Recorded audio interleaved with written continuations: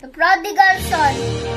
Hello everyone, my name is Sean Harley, our evangelist, and I came from grade 1, St. Marie Goretti. Today I will share you a story about the parable of the prodigal son.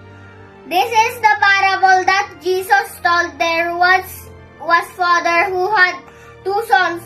One day the younger said to his father, "Father, could you give me my inheritance?"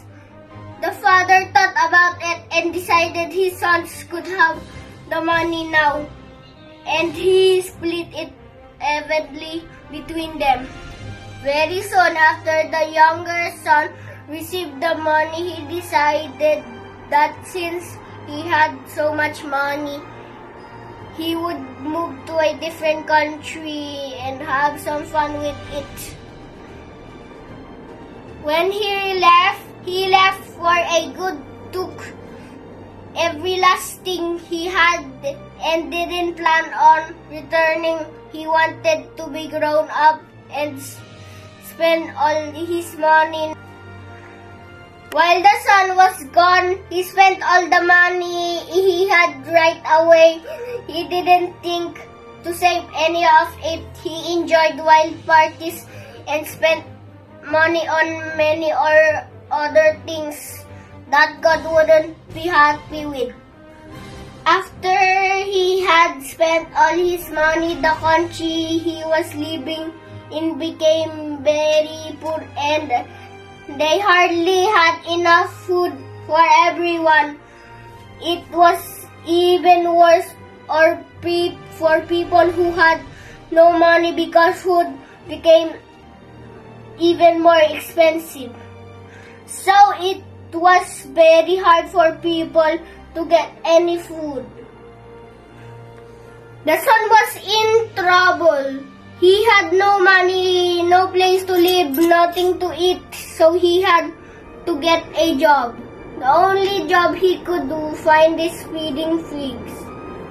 He was so hungry he tired to eat the food that the pigs were eating, but his boss caught him and told him if he ever saw him doing that again, he would lose his job.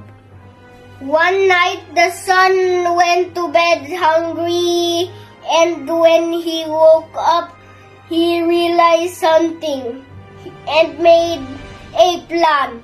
Would go back to his father's house and say to him, "I have sinned against God, and against you I don't deserve to be called your son. So hire me and I will work for you." As the son got closer to his home, he saw his father running toward him yelling, "My son! My son! You're finally home!" He couldn't believe it. His father threw his arms around him, kissed him, but the son quickly said, "Father, I have sinned against God and against you. I don't deserve to be called your son." The son wanted to continue, but the father said to one of his servants, "Quickly, bring the best robe and put it on him. Put a ring on his finger and sandals on his feet. Bring the biggest calf and kill it. Let's have a party and celebrate because my son was lost and it was found." That's how God feels about us. We sin against Him, but He loves us and wants us to come home to Him. Thank you everyone. Have a good day. Bye-bye.